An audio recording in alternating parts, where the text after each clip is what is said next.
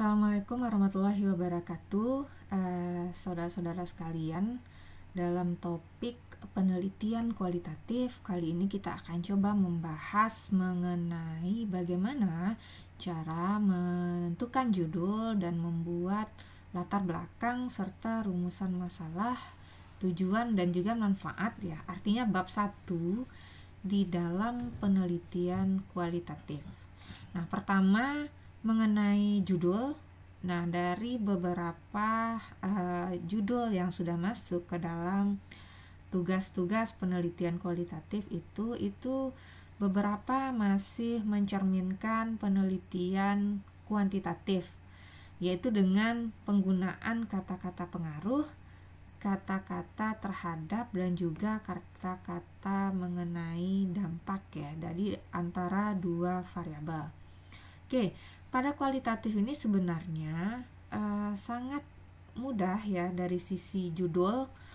Nah, misalnya seperti ini. Ini judulnya adalah implementasi kurikulum pendidikan karakter di SMP Negeri 4 Kota Padang Panjang.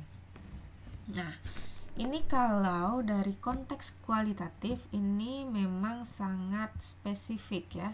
Jadi artinya khusus untuk penelitian ini memang fokus kepada implementasi kurikulum pendidikan karakter di SMP Negeri 4 Kota Padang Panjang.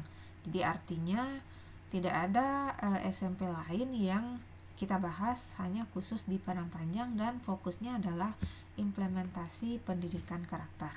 Nah, ini sudah menjadi skripsi ya, yang kebetulan merupakan bimbingan dari saya sendiri ya, dan ini sudah selesai, salah satu skripsi dari jurusan TP.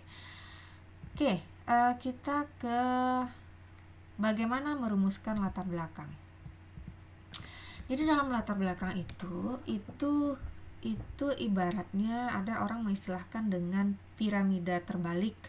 Jadi dia merupakan rentetan dari piramida. Jadi artinya bisa dibayangkan seperti piramida terbalik.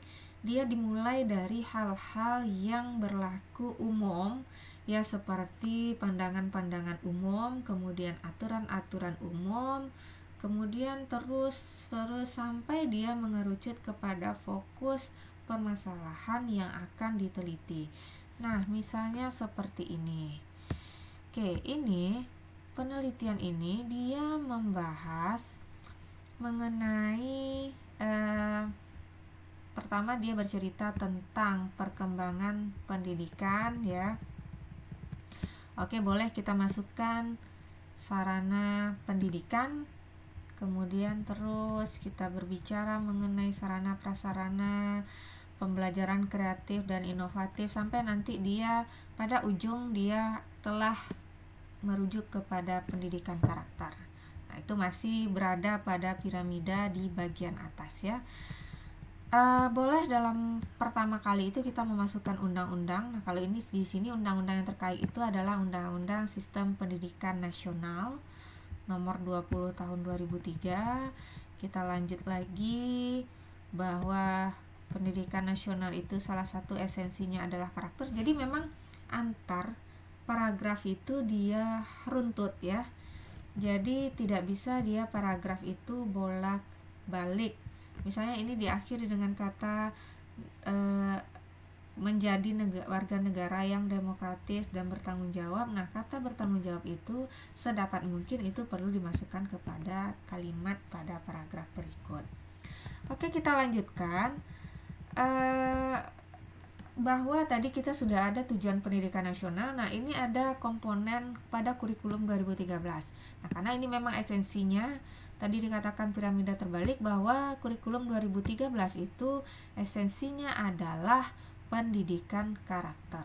Nah, ini perlu juga kita rujuk ya. Kita masukkan ke dalam poin dalam latar belakang itu. Oke, lanjut ya, berbicara mengenai pendidikan karakter, ini masih piramida bagian atas. Nah, kemudian baru kita merujuk Ini baru masuk kepada SMP Negeri 4. Nah, ini kita sudah mulai fokus ini, berada pada bagian bawah dari piramida. Nah, kenapa SMP Negeri 4 itu kita bahas? Karena dia adalah sesuatu yang unik. Dia sudah menerapkan pendidikan karakter, sudah penerapannya sudah tahun kedua. Nah, ini perlu ya. Jadi ada hal-hal yang spesifik, hal-hal yang unik. Ini memang menjadi kita tulis ya, sehingga lebih menekankan bagaimana atau esensi dari penelitian itu kita lakukan.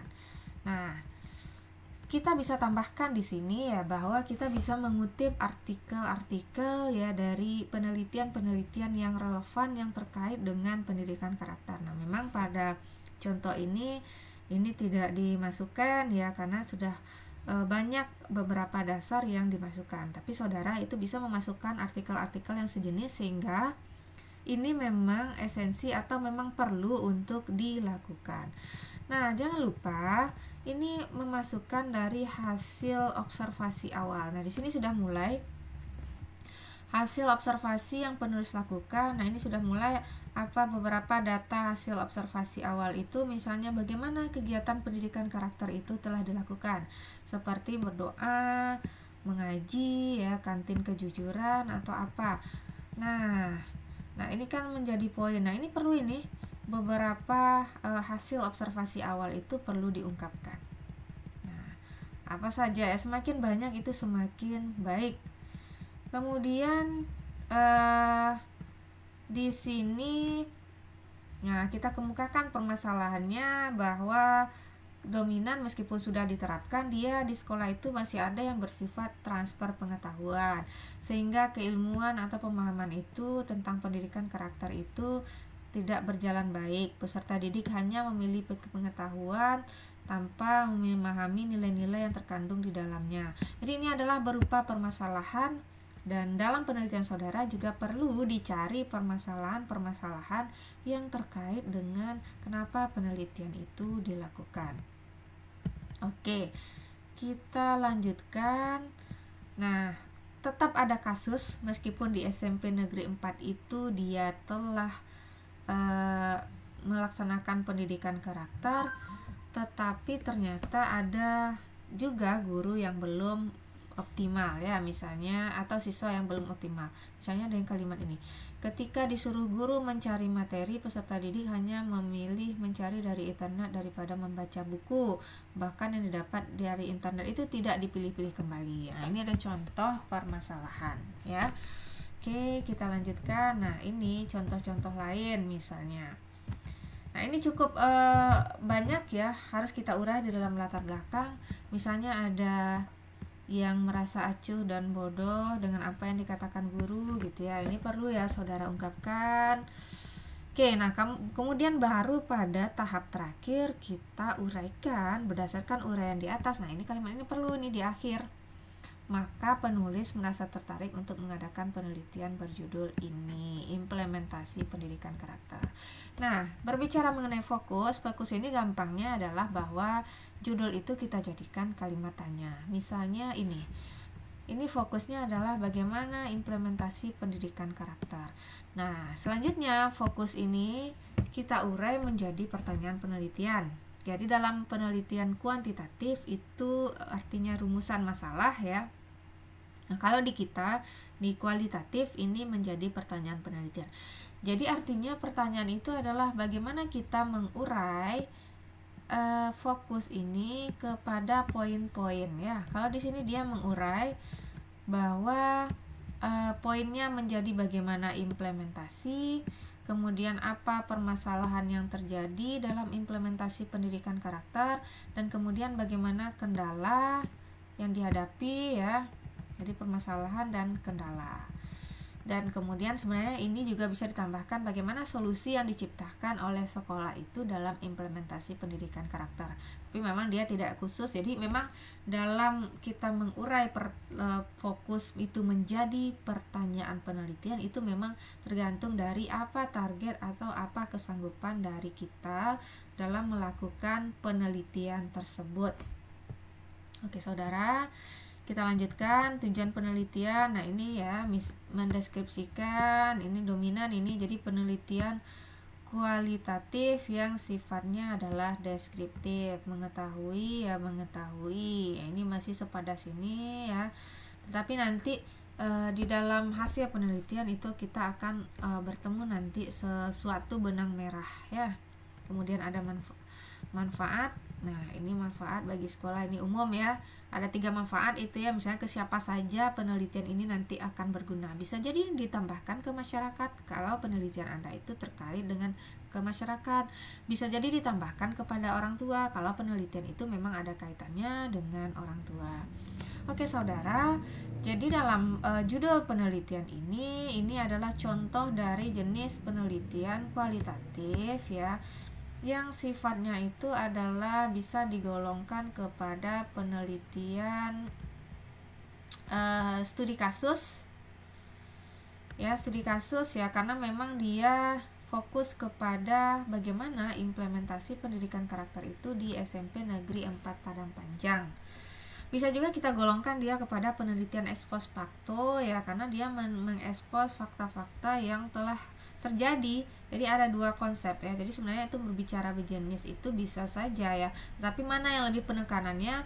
Nah, kalau Ibu di sini kalau melihat dari hasil penelitian ini lebih menekankan kepada studi kasus ya. Pertama memang tidak hanya kasus-kasus negatif ya. Yang kalau bicara kasus itu kan tidak melulu kepada negatif, tetapi dia bisa juga kepada sesuatu yang positif yang memang terjadi di SMP Negeri 4 ini. Jadi bisa jadi nanti ini bisa menjadi acuan kepada peneliti-peneliti lain jika ingin mengembangkan atau mengonsep pendidikan karakter di SMP. Jadi ini memang khusus ya, khusus di SMP Negeri 4 Kota Padang Panjang. Nah saudara, jadi dari hasil itu silakan diteliti lagi konsep latar belakang itu. Nah tentu tadi ingat itu kalau merumuskan latar belakang itu ada piramida terbalik, kemudian kita cantumkan hal-hal yang urgen kenapa penelitian itu dilakukan. Nah itu dasarnya ya. Kemudian ada permasalahan yang akan dirujuk di dalam penelitian atau di dalam latar belakang tersebut. Dan juga yang tidak kalah pentingnya itu adalah memasukkan artikel-artikel atau informasi-informasi sehingga penelitian itu memang terkesan dia perlu untuk diteliti atau perlu dilakukan. Nah, jangan lupa itu diurai secara bentuknya piramida terbalik. Oke, saudara, terima kasih. Assalamualaikum warahmatullahi wabarakatuh.